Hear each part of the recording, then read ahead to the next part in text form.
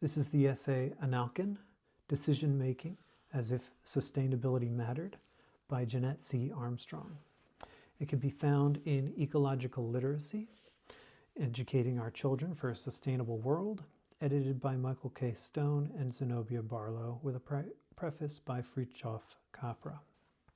Let's begin.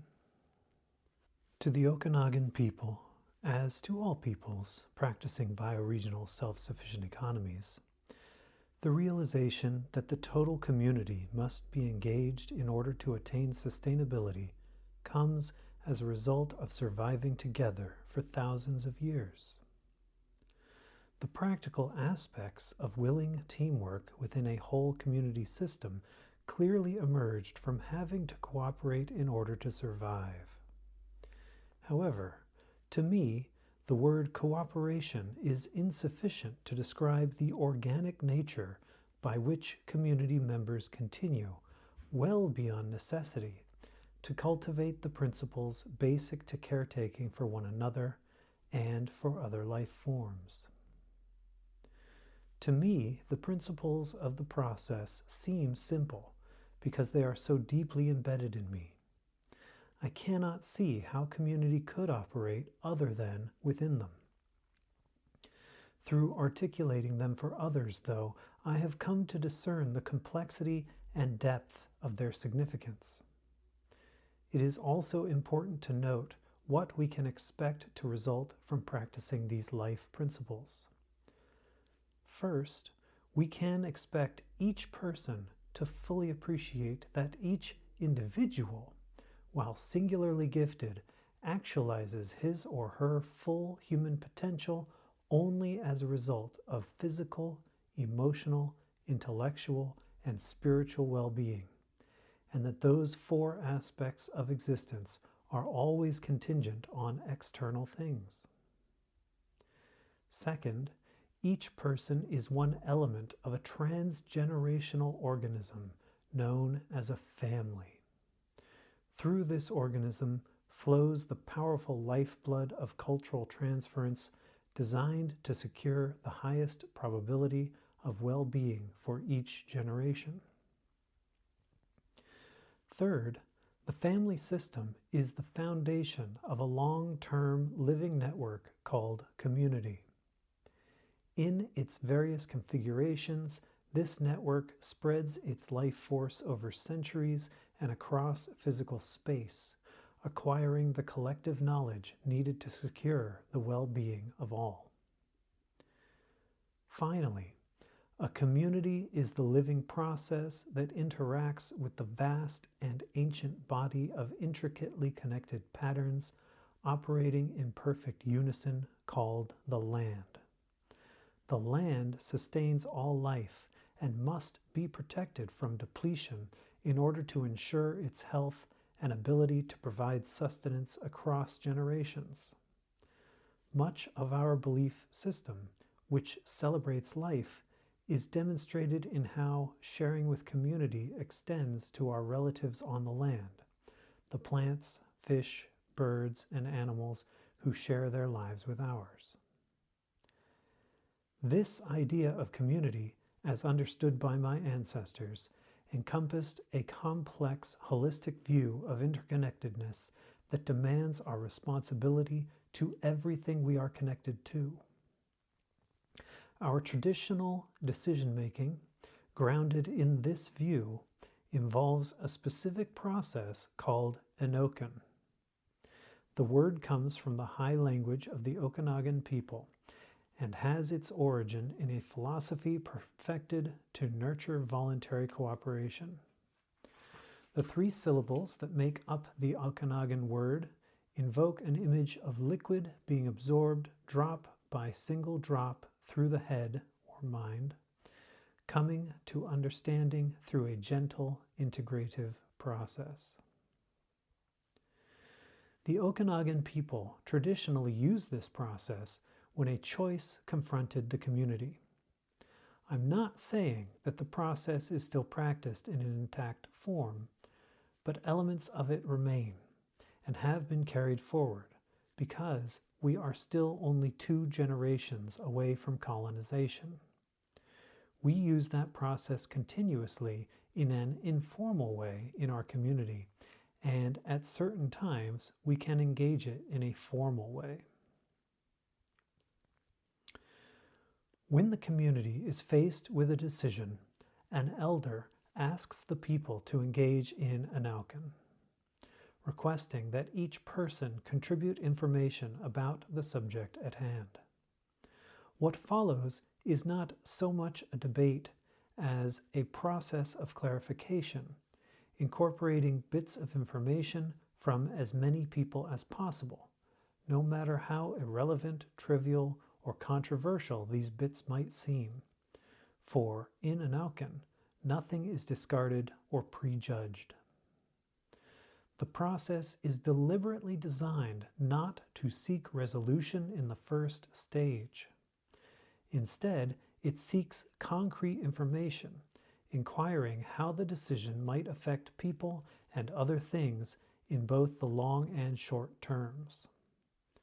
Although persons with good analytical skills or special knowledge and spokespersons for individuals or families are usually given the opportunity to speak, anyone is welcome to speak, but only to add new information or insight. The next stage of the process challenges the group to suggest possible resolutions while remaining mindful of each of the concerns put forward by others. The challenge usually takes the form of questions put to the elders, the mothers, the fathers, and the youth. Here, the term elders, or land speakers, refers to those who are like-minded in protecting traditions and our connection to the land. The community seeks the elders' spiritual insight as a guiding force. Elder does not necessarily mean chronologically old. I was designated as an elder when I was a young woman, and was fortunate to be trained and brought up as a land speaker in my community. I was trained by elders to think about and speak about the land. I don't think of myself as an expert, but no matter what issue is being decided, it's my responsibility to stand up and ask how the decision is going to impact the land. How is it going to affect our food? How is it going to affect our water? If the land is affected, what will be the impact on my children, my grandchildren, and my great-grandchildren? Mothers refers to those who are like-minded in their concern about the daily well-being of the family and of relationships within the community. The responsibility of mothers, who can be men, is to consider how a decision will impact various groups within the community: children, elders, mothers, working people, and so on. The community seeks from the mothers sound advice on policy and on workable systems based on human relations. Fathers refers to those who are like-minded in their concern about things necessary for security, sustenance, and shelter.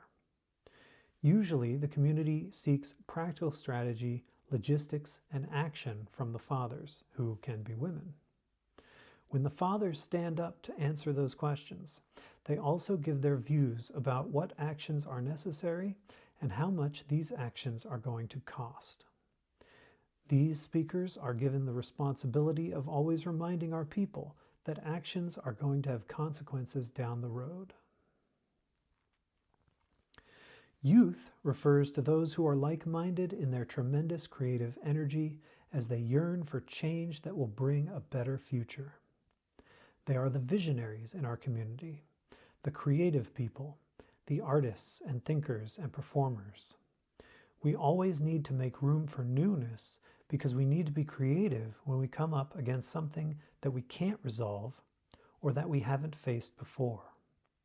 Youth's responsibility is to apply their creative and artistic prowess to coming up with innovations, new approaches, and new ways to look at things. Anauken does not require a rigid meeting format. Rather, it is imperative that each person plays his or her strongest natural role. Speakers usually identify the role they've assumed by saying, for example, "I speak as a mother," before outlining the perspective that they understand that the mothers are being asked to contribute. Each role is valued as indispensable to the community. Stated and unstated ground rules of the process challenge each person to creatively include in his or her own thinking the concerns of all the others. The point of the process is not for persons to persuade the community that they are right, as in a debate. Rather, the point is to bring each individual to understand as fully as possible the reasons for opinions opposite to his or hers. Each person is responsible for seeing the views, concerns, and reasons of others, because it is in each person's best interests that the decision addresses all the community's needs.